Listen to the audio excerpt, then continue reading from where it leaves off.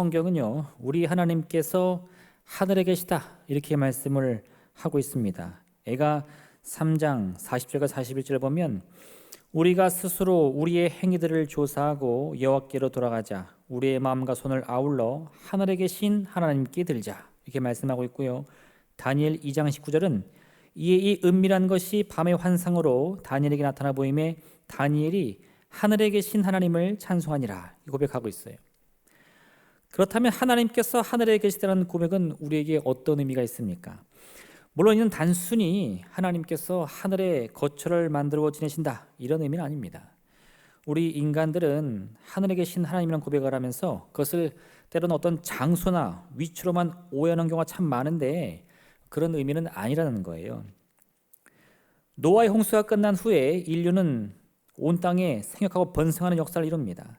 그렇게 인류의 숫자가 늘어나니까 이제 사람들은 점점 이 사람의 지혜를 모으고 함께 힘을 합하면 뭐든지 이룰 수 있을 것 같은 생각이 들었어요. 그렇게 사람들이 점점 발전하는 이 인류의 모습을 보고는 무슨 생각을 했느냐? 야, 우리가 이 힘과 지혜를 모아서 하나님께 도전장을 내밀어 보자. 그렇게 한 일이 무엇입니까? 또 말하되 자 성읍과 탑을 건설하여 그 탑 꼭대기를 하늘에 닿게 하여 우리 이름을 내고 온 지면에 흩어짐을 면하자. 사람들이요, 이렇게 보니까 이 인간의 능력과 지혜라는 것이 너무 놀라운 거예요.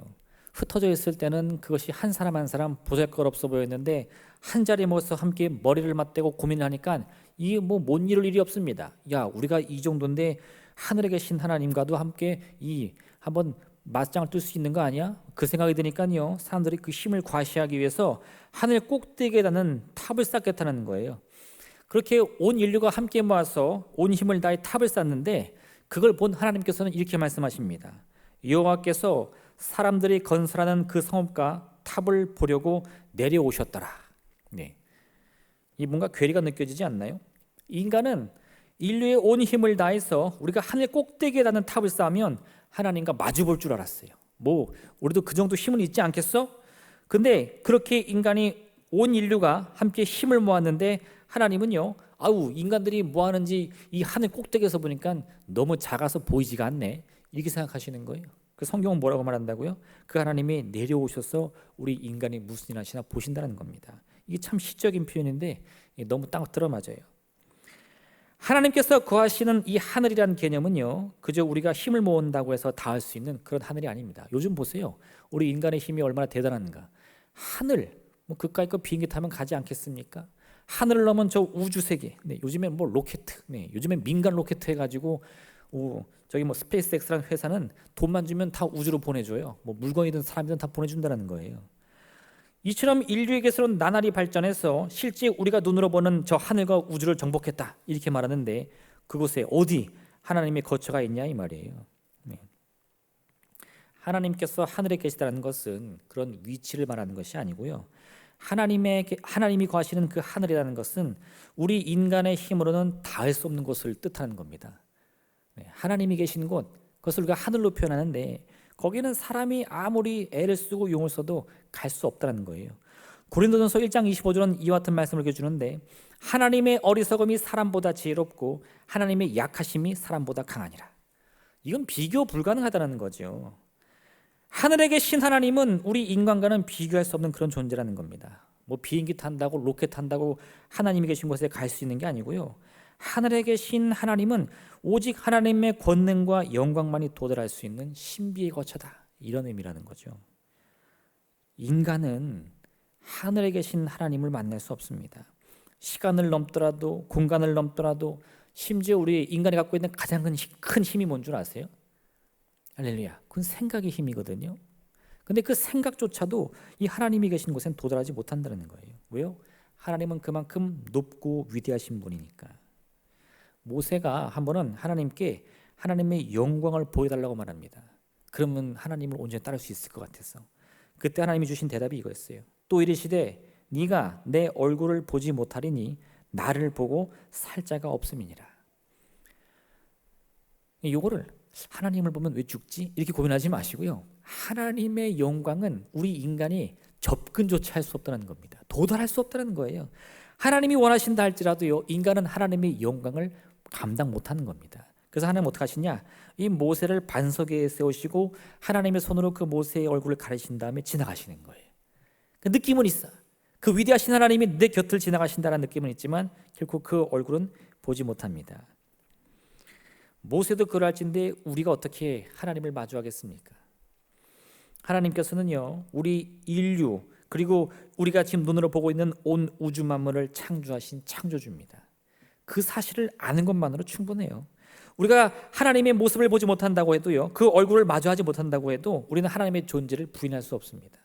그분의 이 존재함이 우리에게는 참으로 희미한 것처럼 보이는 것은 하나님의 존재의 희미성 때문이 아니고요, 우리의 생각, 이 그릇이 너무 작아 하나님을 다 담을 수 없기 때문인 거죠. 결국 하나님이 하늘에 계시다는 이 고백은요, 내가 감당 못할 뿐, 내가 마주하지 못할 뿐, 이렇게 이해하시면 딱 좋습니다.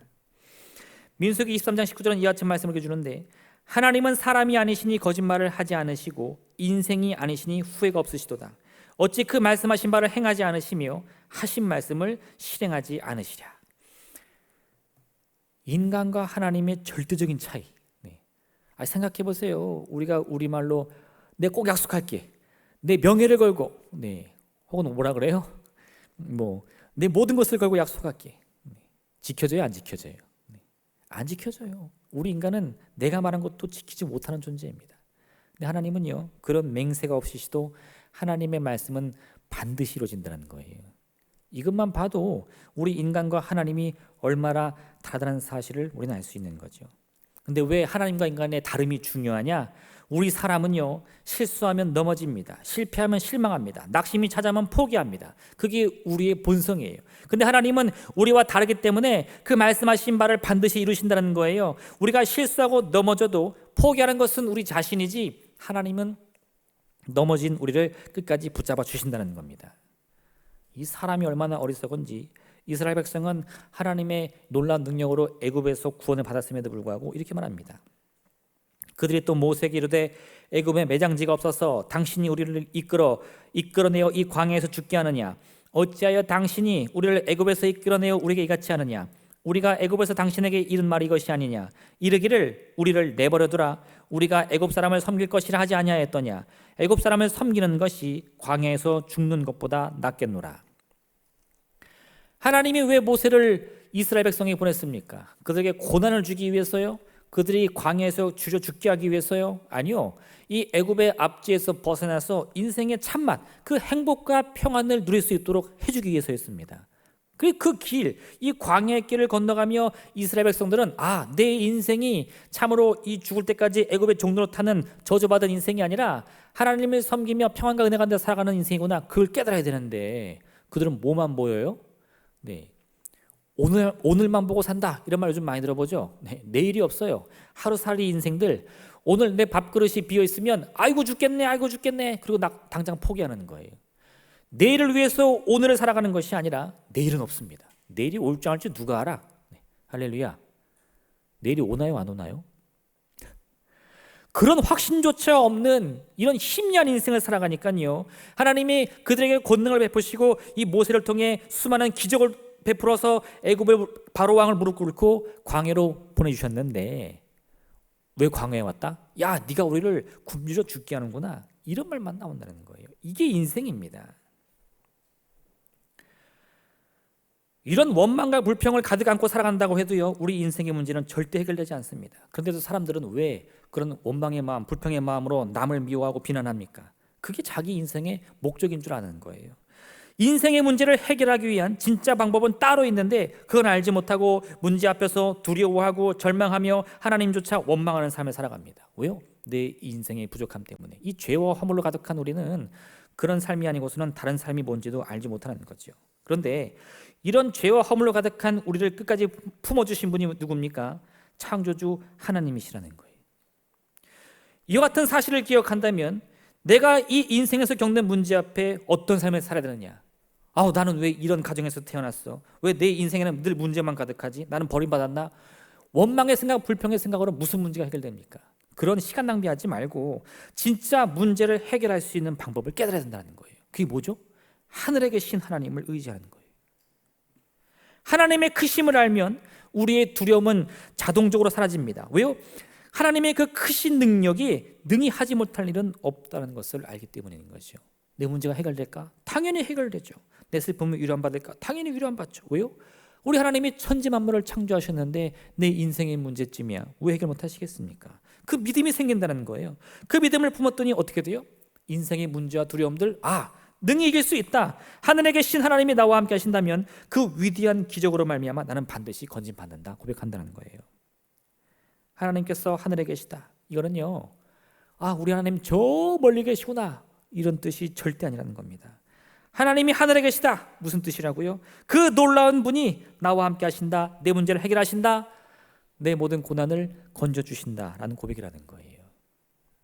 두 번째, 여러분, 하늘에 계신 하나님을 그 놀라운 능력을 통해 우리에게 기적을 베풀어 주십니다. 하나님의 크신 능력을 찬양하는 이유가 무엇입니까? 하나님의 그 위대한 능력이 나의 삶에 임하시기 때문이에요. 하나님은 늘 우리의 삶 가운데 개입하십니다. 이걸 약간 우리가 이제 껄끄러운 말로 하면 참견한다, 그렇게 말할 수 있거든요. 너 왜 참견이야? 여러분, 참견도 관심 있어야 하는 거죠. 관심 없으면 참견하지도 않아요. 제가 이게 놀이터에서 우리 아이들 데리고 나가서 노는데 아이들이 여러 명이 막 뛰어놀잖아요. 한 아이가 놀이터에서 뛰어노는데 신발을 벗고 맨발로 뛰어놀더라고요. 몇 발자국 가니까 이 발이 아주 새카매져. 그냥 발토방까지 새카매져. 저는 어떻게 해요? 상관없어요. 내 애도 아닌데 뭐 새kam둥이가 되는 말도 무슨 상관이에요. 근데 그걸 보고 우리 아이가 신발을 벗기 시작했어. 그럼 어떻게 돼요? 쫓아가가지고 너 신발 벗지 마, 너 발 까매져, 이렇게 얘기하는 거예요. 왜? 그 아이는 내 아이니까. 참견하는 거죠. 하나님이 왜 우리의 인생 가운데 개입하십니까? 왜 참견하세요? 나를 내버려두지 않기 때문이에요. 나를 붙드시기 때문입니다. 하늘에 계신 하나님은요, 멀리서 우리를 지켜보시는 분이 아니라 내가 어떠한 삶을 사는가, 그 하늘에서 내려와서 나의 삶에 개입하시는 분이다, 이거예요. 마르다와 마리아에게는 사랑하는 오라버니가 있었는데 이 나사로가 병들어 죽게 되었습니다. 그들은 절망에 빠져가지고 자신들이 믿고 의지하던 예수님께 이 소식을 전했어요. 예수님이 그들 곁에 도착하셨을 때는 이미 시간이 많이 지나서 이 병들은 나사로가 이미 죽은 후였습니다. 그때 예수님은 마르다와 마리아에게 이렇게 말씀하셨어요. 내 오라비가 다시 살아나리라. 아니, 그게 예수님이 왜 그런 말씀을 하세요? 이미 죽은 나사로가 살아나야 되는지 안 살아나는지 예수님이 왜 참견하십니까? 예수님이 그들의 삶에 개입하시는 거예요. 또한 이렇게 말씀하십니다. 나는 부활이요 생명이니 나를 믿는 자는 죽어도 살겠고 무릇 살아서 나를 믿는 자는 영원히 죽지 아니하리니 이것을 네가 믿느냐? 여러분, 여기서 정말 우리가 주님이 내 믿음을 시험하시는구나, 이런 생각하시면 안 돼요. 주님이 고작 우리의 마음을 시험하시려고 이런 말씀을 주시겠습니까? 아니요. 이 말씀의 영원한 능력과 생명으로 말미암아 지금 슬픔에 빠져있는 이 마르다와 마리아가 소망을 얻기를 바라시는 거예요. 너희를 낭망케 하는 게 무엇이냐? 너희를 낙심케 하는 게 무엇이냐? 우리의 사랑하는 오라비의 죽음입니다. 그럼 그 오라비가 다시 살아나리라. 왜요? 그래야 그들이 절망에서 살아나니까, 슬픔에서 유람받으니까요. 그럼 그 문제를 우리 주님이 해결해 주시겠다는 거예요. 그럼 우리는 어떻게 하라고요? 그걸 믿고 의지하라는 겁니다. 예수님이요, 이 나사로가 묻혀있는 무덤으로 향하십니다. 그리고 사람들을 향해 뭐라고 말씀하셨죠?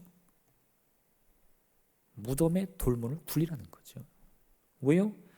그 무덤의 앞을 막고 있는 이 돌문이라는 것은요, 우리가 이 주님의 기적과 능력을 바라보지 못하게 하는 그 수많은 문제와 의심들이기 때문에 그렇습니다.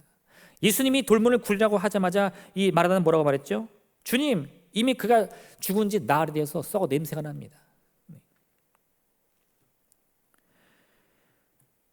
생명 되신 예수님이 우리에게 찾아와서 우리 인생에 개입하시는 이유는요, 반드시 우리의 위로함과 치유함인 것을 깨달아 알기 부탁드립니다. 아니, 하늘에 계신 하나님께서 무엇 때문에 이 땅 가운데 내려오셔서 여러분의 이름을 부르시겠어요? 왜 여러분의 기도에 귀를 기르시겠어요? 심심해서? 할 일이 없어서? 이렇게 생각하는 것만야 참으로 답답한 인생인 거죠. 하나님이 그렇게 여러분께 찾아오셔서 여러분의 마음문을 우리조차도 이 괴로울 정도로 두드리시는 이유는요, 제발 마음의 문을 열라는 거예요. 내가 너희의 삶에 개입하리라. 너의 기도에 응답하리라. 할렐루야. 그런 주님의 이 움직임이야말로 참으로 우리의 인생의 변화의 시작점 아니겠습니까?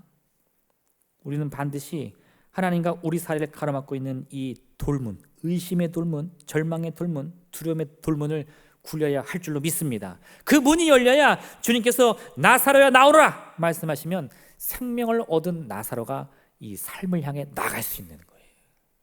돌문이 막혀 있으면 그 안에서 아무리 생명을 얻어도요 나갈 수가 없어요.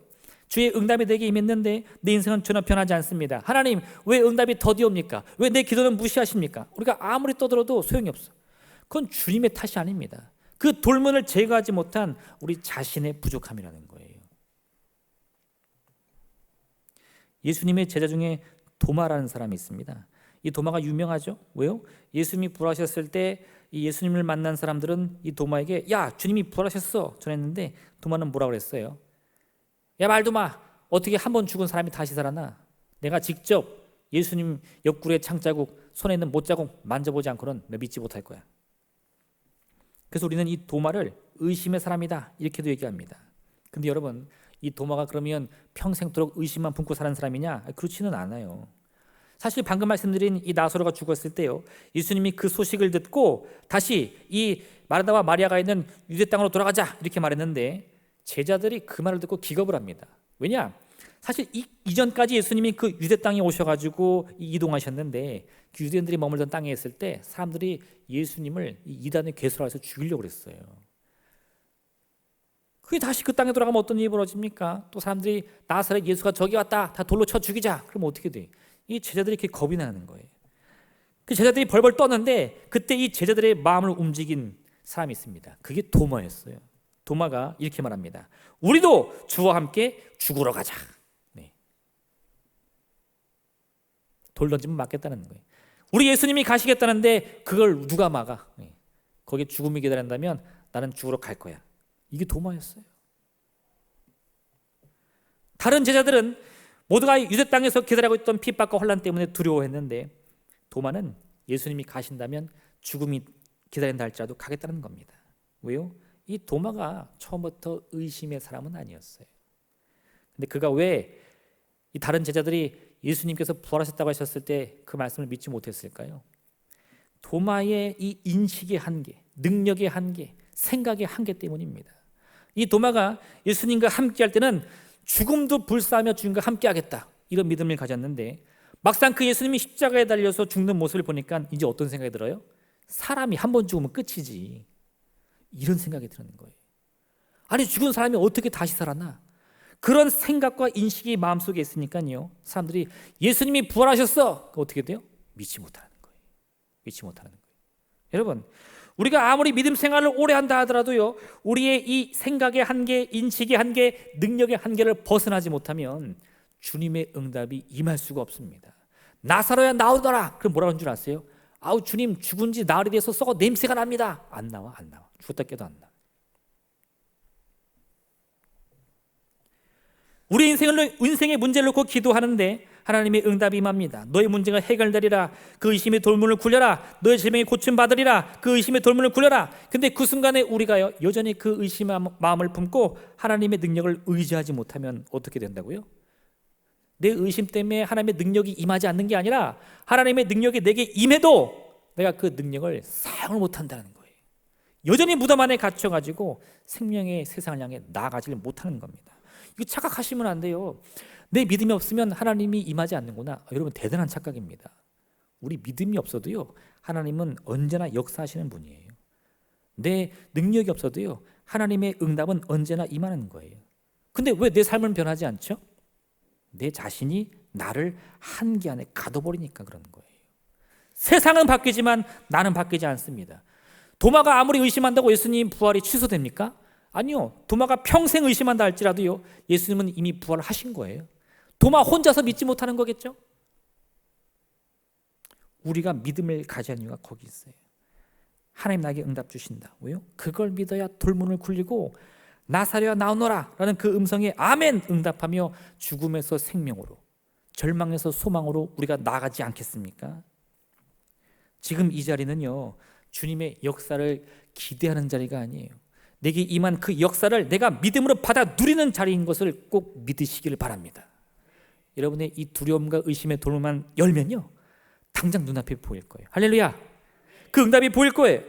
지금 여러분에게 필요한 것이 무엇입니까? 그 문제 해결에 무엇이든지 간에 하늘에 계신 하나님께서는 그 위대한 손을 드사 반드시 우리에게 응답 주실 줄로 믿습니다. 회당장 야이로가 예수님께 소원이 있었어요. 뭡니까? 내 아픈 딸을 좀 고쳐주세요. 회당장 야이로가 바라는 것은 예수님이 그 병든 딸의 질병을 고쳐주는 거였어요.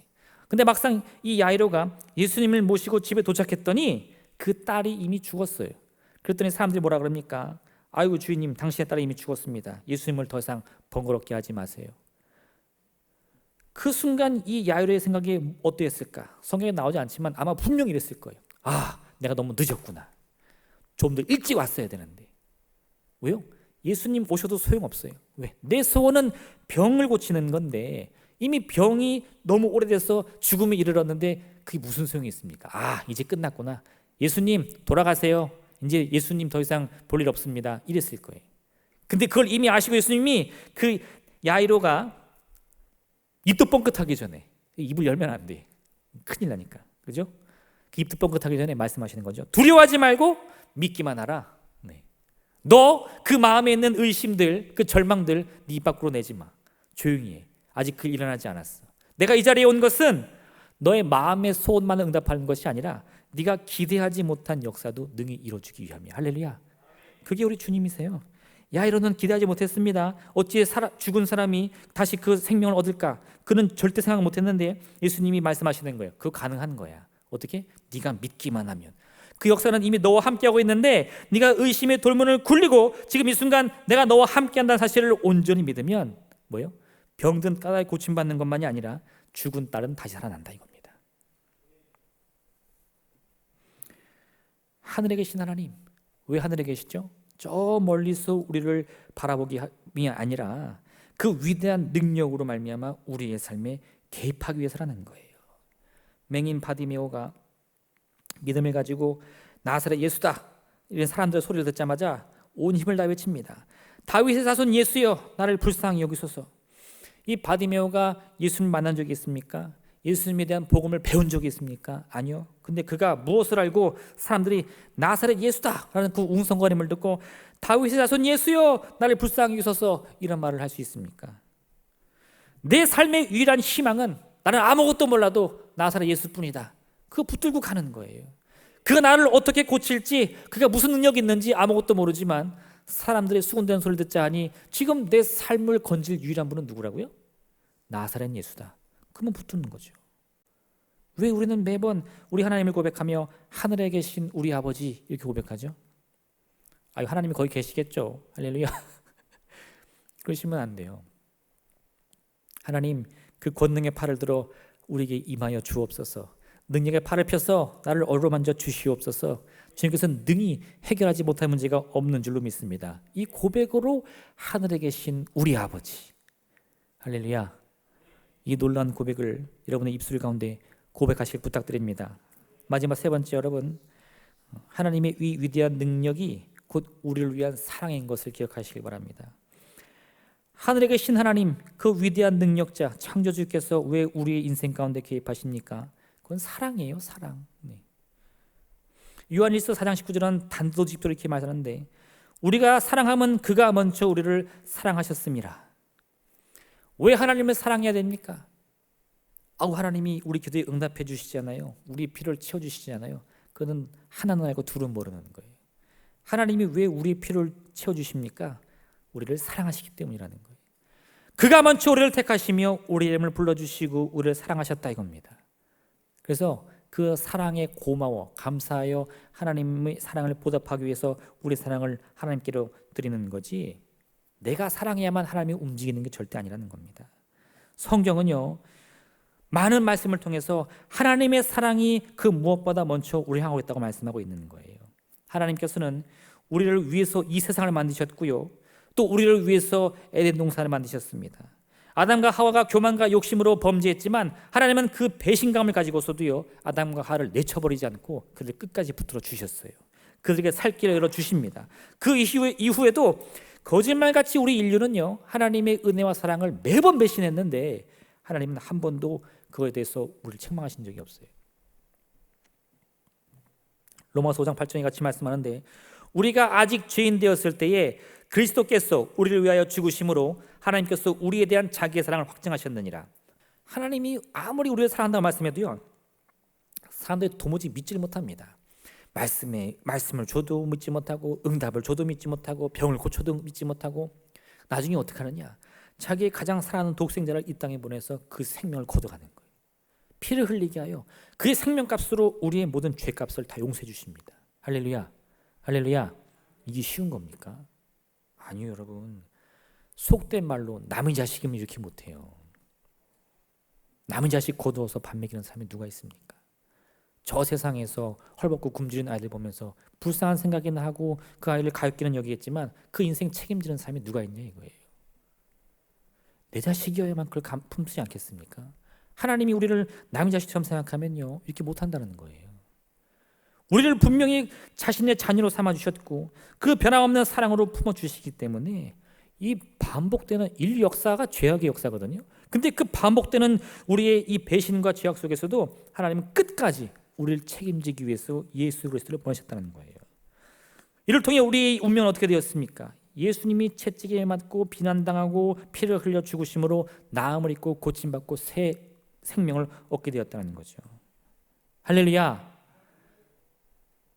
이렇게 볼 때 우리를 향한 성경의 말씀은 우리를 향한 하나님의 이 사랑의 편지인 겁니다. 사랑의 편지 받아보셨죠? 할렐루야. 네. 고개 숙이시면 안 돼요. 네, 그건 지는 겁니다. 이렇게 편지 쓸 때 그 사람의 얼굴을 떠올리며 사랑하는 아무개에게 환하게 뜬 달을 보니 당신이 생각나구려. 할렐루야. 네. 그걸 우리 하나님이 이 성경의 말씀을 통해 전해 주시는 거예요. 내가 넘어질 때, 괴로워할 때, 눈물 흘릴 때 우리 하나님 사랑하는 우리 때문에 같이 마음 아파하시며 내가 너를 건지리라, 내가 너를 일으키리라, 내가 너를 고치리라 끊임없이 말씀하신다는 거죠. 우리를 사랑하셨기 때문에 우리를 창조하셨고, 우리를 사랑하셨기 때문에 우리에게 여전히 복 주시고, 우리를 사랑하셨기 때문에 우리를 이 죄에서 건져주시며 우리에게 새 생명 주시는 겁니다. 그리고 그 사랑은 앞으로도 변함이 없어요. 우리가 바라봐야 할 것은 이와 같은 하나님의 영원히 변하지 않는 사랑의 마음인 것을 꼭 기억하시기 바랍니다. 그 사랑이 있는 한 우리는 결코 버림받지 않습니다. 망하지 않습니다. 우리는 낭망하지 않습니다. 우리가 이와 같은 사실을 깨달은다면 이제 우리는 삶의 용기를 얻을 수 있어요. 무엇 때문에 살아갈 수 있죠? 내 배경 때문이 아니라 나를 향한 하나님의 사랑 때문에. 공중의 새를 보라, 심지도 않고 거두지도 않고 창고에 모아들이지도 아니하되 너희 하늘 아버지께서 기르시나니 너희는 이것들보다 귀하지 아니하냐. 하늘에 계신 하나님께서 우리를 사랑하신다. 이게 정말 우리 인생에 나의 삶을 살리는 선언이 되어야 합니다. 돈이 많아서요, 능력이 많아서요, 똑똑해서요, 이런 것이 내 인생의 이 희망이 되어서는 안 되고요. 그거 다 쓸모없어요. 얼마 못 갑니다. 하늘에 계신 하나님께서 나를 사랑하신다. 이게 우리 삶의 진정한 희망이 된다는 거예요. 하나님이 사랑하시는데 뭘 못해? 하나님이 사랑하시는데 내가 왜 낙심해?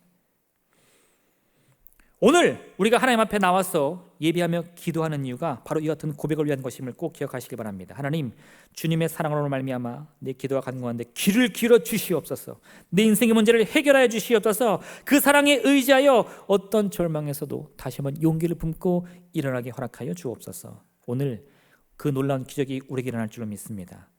내 문제를 해결하기 위해서, 또 우리 가정의 문제를 해결하기 위해서, 또 내가 갖고 있는 재물의 문제, 또 자녀의 문제, 건강의 문제, 그것이 무엇이든지 간에 우리는 반드시 하나님의 기적이 필요합니다. 형님 여러분, 이런 생각하시는 분도 있을지 모르겠어요. 아우, 저는 너무 행복해서 지금은 더 이상 바랄 게 없어요. 할렐루야. 그 너무 좋은 건데, 그런 삶을 사신다 할지라도요, 우리의 삶 가운데는 끊임없이 하나님의 은혜가 필요한 것은 잊어서는 안 돼요. 지금 그 느끼는 행복의 이유가 무엇일까요? 하나님의 사랑 때문입니다. 하나님의 은혜 때문이에요. 그 사랑과 은혜가 사라지면 정말 우리 인생이라는 것은 아침 안개처럼, 아침 안개 아시죠? 너무 자욱해서 정말 내 인생을 집어삼키겠다 느끼는 그 순간에도 반짝 있다가 금방 사라져요. 그러니 여러분, 어떠한 순간이라도 나는 하나님의 은혜 없이는 살 수 없다, 이 고백을 하셔야 됩니다. 특히 문제가 있을 때, 슬픔이 있을 때 참으로 그 문제와 고통을 해결하지 못할 것 같다는 이 두려움이 엄습할 때요, 더욱더 하나님의 은혜를 구하시길 부탁드립니다. 주인으로부터 종이 있었는데 한 종은 5달란트를 받았고 한 종은 2달란트 받았고 한 종은 1달란트 받았습니다. 근데 그 중에 5달란트 받은 종과 2달란트 받은 종은 주인의 칭찬을 들었어요. 왜요? 그들은 주인의 말대로 열심히 노력하여서 또 다른 달란트를 남겼거든요. 근데 1달란트 받은 종은 주인에게 꾸지람을 받습니다. 왜 그랬을까요? 그는 이 주인의 달란트를 손해보지 않기 위해서 땅에 묻어두었다가 주인이 돌아왔을 때 그대로 돌려주었어요. 왜 그것이 이 책망의 이유가 됩니까? 종이 손해를 두려워한 이유는 다른 게 아니에요. 주인을 믿지 못했기 때문인 겁니다. 내가 만약 손해를 본다면 주인이 나를 어찌할까? 나를 버릴 것이 아닐 것인가? 혹은 그 손해를 감당하지 못할 것이 아닐 것인가? 주인의 마음도 믿지 못하고 주인의 능력도 믿지 못하니까 그 1달란트가 주인의 은총과 은혜로 느껴지는 게 아니라 뭐로 느껴져요? 무거운 짐으로 느껴지는 겁니다. 에이, 나 이런 거 필요 없어. 주인의 달란트 필요 없어. 어떻게? 땅에 묻어버리는 거죠. 그러니 주인이 화를 내는 겁니다. 너는 나를 그렇게 모르느냐? 내가 너를 얼마나 사랑하는지 모르느냐? 내가 너에게 얼마나 큰 은혜 주는지를 모르느냐? 그 달란트가 너에게 은혜의 선물인 것을 도무지 모르느냐 이거예요. 할렐루야. 하나님의 사랑을, 그 은혜를 부담스럽게 느끼시면 안 돼요. 그러면 이 어리석은 종처럼 그 땅에 묻어버립니다. 하나님께서 나를 영원히 사랑하신다는 확신이 있다면요, 우리가 누리지 못할 게 뭐가 있습니까? 부모의 사랑을 받으면서 그런 부모의 사랑을 부담스러워하는 자녀 보셨어요? 할렐루야. 엄마, 나 좀 그만 사랑해줘. 그 사랑이 너무 부담스러워. 그런 자식 보셨어요? 그게 어떻게 진짜 자식이야? 그 주워온 자식이지. 말이 안 되는 거예요. 부모가 아무리 사랑을 줘도요, 자녀들은 뭐라고 말하죠? 엄마 더 줘. 내가 배고파. 우리 애들은 그러던데 안 그러시나요? 뭐 먹고 또 먹어도 맨날 배고프대. 뭐 주고 또 줘도 해준 게 없대. 근데 그게 자녀의 마음인 거예요. 우리는 하나님께 간절히 구하고 얻으면 됩니다. 간절히 부르짖고 응답 받으면 되는 거예요. 그 모든 은혜와 사랑을 값없이 누리면 되는 겁니다. 거기에 어떤 부담감도 어떤 두려움도 있어서는 안 돼요. 하나님을 온전히 의지해야만 됩니다. 왜요? 그게 하나님이 우리를 사랑하시는 이유니까. 그 사랑에는 조건이 있는 게 아닙니다. 대가가 따르는 게 아니에요. 그저 우리를 자녀 삼아 주셨기 때문에 우리의 참된 아버지께서 그 자녀를 사랑하는 마음으로 붙들어 주시는 거죠. 우리 인생의 변화는 이런 하나님의 사랑에서부터 시작되는 겁니다. 하늘에 계신 하나님께서 나와 함께 하신다. 그렇기 때문에 우리 삶이 변화받을 수 있는 거예요. 하늘에 계신 하나님이 나를 붙들어 주신다. 그렇기 때문에 우리의 문제가 해결될 수 있는 거예요. 하나님은 하늘에 계십니다. 하지만 그 하늘은 먼 곳이 아니에요. 내 믿음이 있는 바로 그곳입니다. 나의 믿음으로 하나님이 나와 함께 하신다고 믿으면 그 하늘이 내 마음이 되는 거죠. 마태복음 12장 28절에 같이 말씀합니다. 수고하고 무거운 짐진 자들아 다 내게로 오라. 내가 너희를 쉬게 하리라. 주 앞에 인생의 무거운 짐을 맡길 수 있는 자가 누굽니까? 믿음이 좋은 자, 오랜 신앙한 생활을 한 자, 성경의 말씀을 잘 지키는 자입니까? 아니요. 무거운 짐진 자들은 누구나 주 앞에 나갈 수 있는 거예요. 비록 그 인생이 누가 보기에도 참으로 더럽고 추악한 죄로 가득하다 할지라도 그 순간 그가 마음을 돌이켜 내가 쉴 곳은 아버지 집이구나. 그걸 깨달으면 되는 거예요. 그 탕자의 형은 그게 배가 아파가지고 아버지 저놈을 위해서 왜 소를 잡아줍니까 하는데 아버지의 마음은 그게 아니에요. 내 아들이 죽다 살아났다. 그 죽었던 생명을 다시 찾았으니 어찌 내가 기뻐하지 아니하리라. 할렐루야. 할렐루야. 그러니까 여러분, 회개하는 사람들 배 아파하지 마세요. 은혜 받는 사람들 질투하지 마세요. 그게 아버지 마음이에요. 누구든지 은혜를 받고 누구든지 쉼을 얻고 누구든지 응답 받을 수 있습니다. 어떻게 하면? 아버지를 믿기만 하면. 지금 우리가 향해야 할 것은요, 나를 기다리시는 아버지의 집인 줄로 믿습니다. 하나님이 여기 있는 우리 모두에게 다 생명의 초대장을 주시는 거예요. 내가 이 치유의 잔치, 생명의 잔치, 천국 잔치를 열 테니까 너희들은 다 와서 먹고 마시며 즐기라. 그랬더니 우리가 뭐라 그래요? 아이고 주인님, 저는 자격이 없습니다. 저는 믿음이 없어서, 저는 죄가 많아서. 그러면 그 잔치에 참여할 수가 없는 거죠. 주인은 뭐라 그럽니까? 그 자리가 비면 거리로 뛰어나가 저는 자, 보지 못하는 자, 앉은 맹이 다 데리고 오라는 거예요. 왜요? 그게 주인의 권세니까. 초대에 응한 사람은 누구든 그 하나님의 잔치에 함께 참여하여 은혜를 주게 될 줄로 믿습니다. 오늘 있다가 내일 아궁이에 던져지는 들풀도 하나님이 이렇게 입히시거든 하물며 너일까 보냐 믿음이 작은 자들아. 왜 우리의 믿음이 작습니까? 하나님의 사랑을 너무 조그맣게 보는 거죠. 오늘 우리는 이와 같은 약속의 말씀을 반드시 기억해야 할 줄로 믿습니다. 하늘에 계신 하나님, 그 위대한 분께서 오늘 이 시간 우리와 함께하고 계십니다. 내 기도에 귀를 기울여 주십니다. 내 문제를 주목해 보십니다. 그렇게 우리를 붙들어 주시며 내가 어떤 문제로 눈물 짓든 내 슬픔을 위로하시고 내 기쁨에 함께 춤추시는 우리 귀한 하나님이신 것을 공부되시길 부탁드립니다. 그러므로 이 시간 하늘에 계신 우리 아버지의 사랑을 믿고 의지함으로 말미암아 우리의 모든 인생의 짐 다 주 앞에 맡기고 오직 주님 주시는 그 치유와 생명과 회복의 은혜만을 여러분 마음 가득 안고 돌아가는 복된 시간 되시기를 부탁드립니다. 이 시간 기도하겠습니다. 그 능력의 하나님께서 두 팔을 펴 우리를 붙들어 주시고 함께 기도하기 원합니다. 내 마음을 위로하여 주시옵소서. 우리의 문제를 해결해 주시옵소서. 질병의 문제, 물질의 문제, 관계의 문제, 가정의 문제, 자녀의 문제, 그것이 무엇이든 주님 반드시 우리의 필요와 쓸 것을 채워주시옵시며 하나님의 놀라운 기적 가운데에 우리의 운명을 바꿔주옵소서.